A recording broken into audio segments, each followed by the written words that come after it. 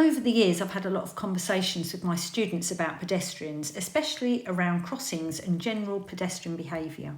And something that comes up again and again is the realisation moment where they suddenly say, I don't think I've actually been a very good pedestrian. Not because they're careless people, but because they've never really been taught the rules properly from a pedestrian point of view. Once people start learning to drive, they see the road very differently. They realise how confusing and unpredictable pedestrian behaviour can be, especially at crossings. A lot of my students tell me they didn't know when they should wait, when they should cross, or how their actions affect approaching drivers. That's particularly difficult for learner drivers who are still building confidence. What they also realise is that being a good pedestrian actually helps drivers, and when pedestrians don't follow the rules, it makes things far more challenging, especially for learners. In this video, we're going to look at pedestrian crossings, common mistakes pedestrians make, and how unpredictable behaviour can affect drivers. And more importantly, how you as a learner driver can stay aware, patient, and in control. Is whether you're walking or driving, understanding the rules helps everyone use the road more safely. So the first video I wanted to show you was these two young lads on the left-hand side, because you would think to yourself most probably that children may be more likely to take risks, and yes, some do, but look at these lads here. Even while we were all sat here waiting, they still stayed there and waited most probably till the green man came on, because that would have told them when they were safe to cross. Great example of a good pedestrian. Now let's have a look at the bad ones. You can see here that we've got a red light. Now that cyclist has just gone across. Even though there is a red man, it means that people on the main road there could turn in. But watch how the man here takes the risk of crossing, yet it was the young cyclist that waited. Imagine what would have happened if we'd had something like a motorcycle or something come up beside us where this white cross is on the screen. They could have obviously hit the pedestrian. If there had been two lanes approaching this, it could have been a larger vehicle. Either way, the older pedestrian took the risk, but the young cyclist waited. So look how we have a similar scenario here. We've got the red light. The pedestrians are now getting a green man, which is why the lady with the grey hoodie starts to cross. But watch, when the light goes back to red for the pedestrians, the person with the shopping bags from the right just starts to cross. And you can see that our lights are changing. So again, putting themselves at risk. And obviously, like I say, it's not just pedestrians, it is sometimes the cyclists that make mistakes. Look here where we get the green light and yet that cyclist just heads straight across. So at crossings like this, be spatially aware. Think of what's going on over sort of your left and right blind spot. If you're unsure, just have a quick look.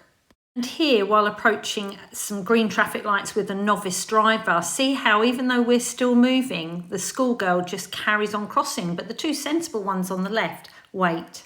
Now, this pedestrian crossing used to be a pelican, and they were having so many accidents on it that they changed it to a puffin.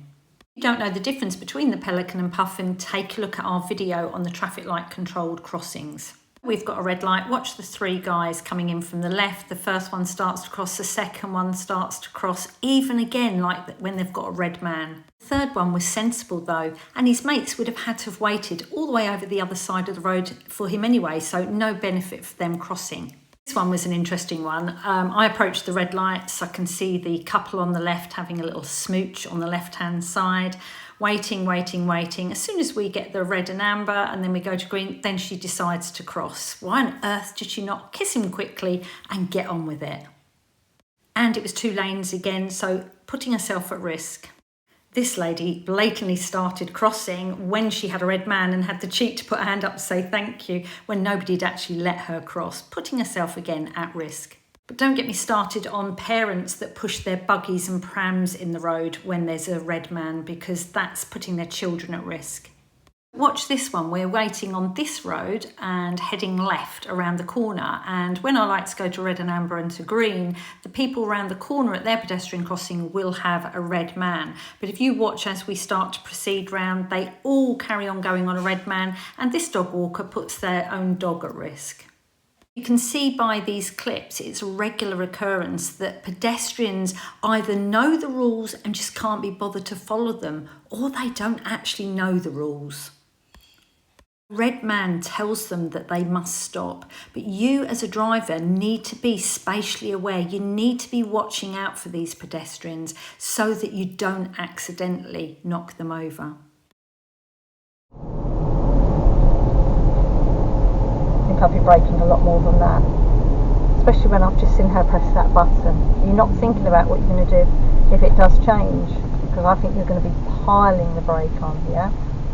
So always approach traffic lights that are green with care, just in case they do change.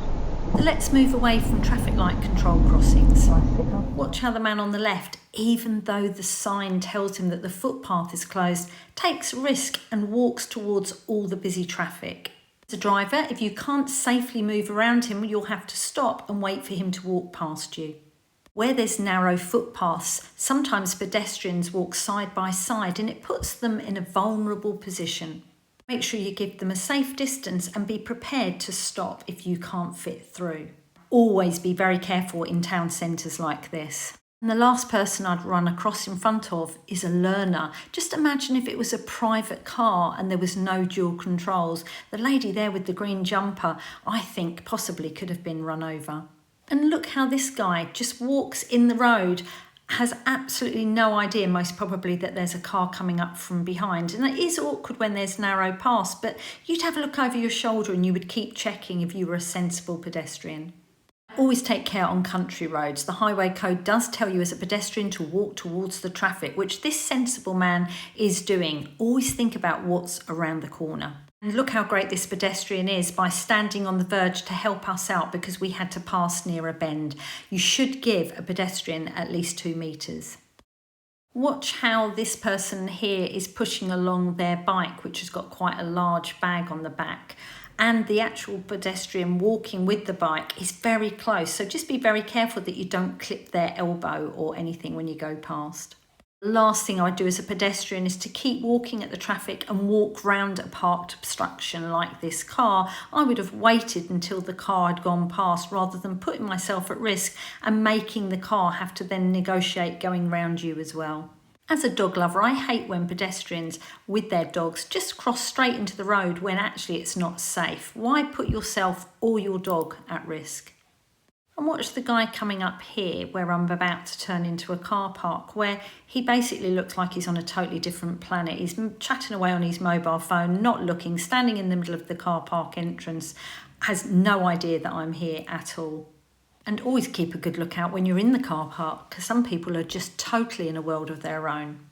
This next clip is taken from a girl on a mock test, and she was coming along here, and if you watch you'll see the truck driver, who technically is a pedestrian at the moment, walk around the side of the vehicle even though a car's coming up, and then goes to open the door just as we go past. Needless to say, I did actually fail her there for awareness and planning, but can you see, you've just got to be watching out for all of them. Now, roads are busier. It's sometimes harder to cross the road, but if you've got a crossing and you are a pedestrian, use it. And if you are a driver, just be prepared that a lot of the pedestrians don't use the crossings. They don't use the little safe havens in the middle, and they will step straight into the road, whether you're coming or not. I always say to my students, just expect that every single pedestrian is an idiot, and if it turns out they're a good one, like the 2 lovely lads at the beginning, then it's a bonus. I hope you found these examples of good and bad pedestrians helpful. If you've got any questions, please pop them in the comments below. If you did find it helpful, please give us a like, and if you'd like to see some more of our training videos, hit the subscribe button. Watch out for those pedestrians and stay safe on the road. Thanks for watching.